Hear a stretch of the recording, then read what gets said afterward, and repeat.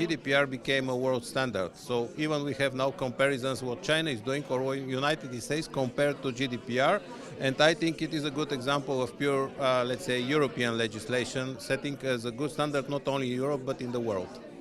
So I think the GDPR has had quite a fundamental effect already on the development on the internet, because it has forced us to think and to reflect on what personal data actually means. It sounds like an easy concept, but it's not.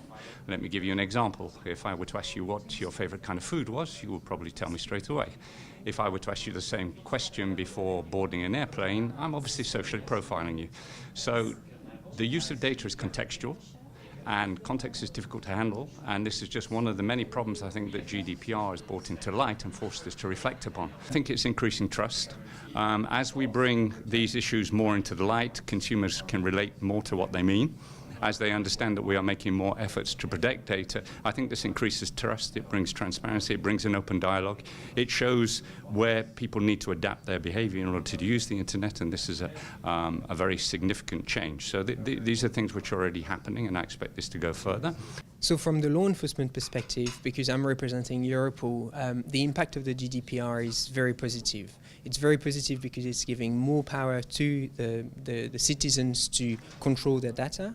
It's also imposing a number of obligations on the companies to protect better their information and also to report breaches. And that's for us, for the law enforcement and the cybersecurity and community, that is really, really important. If you limit the number of breaches, then you limit the opportunity for criminals to use stolen data to do scam and to do cybercrime in general.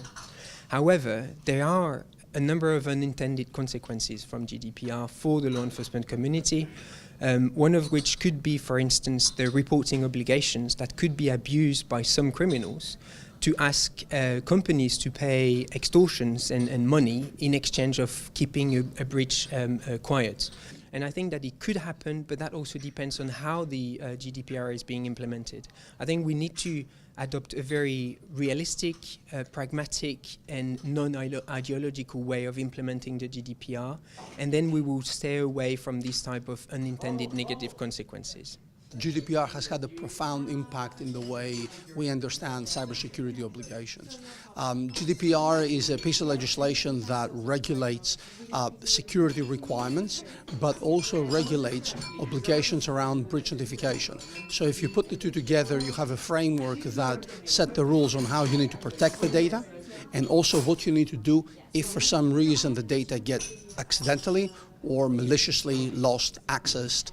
So if you think about it, the GDPR provides this holistic framework on how you do cybersecurity, but also what you do if things go wrong.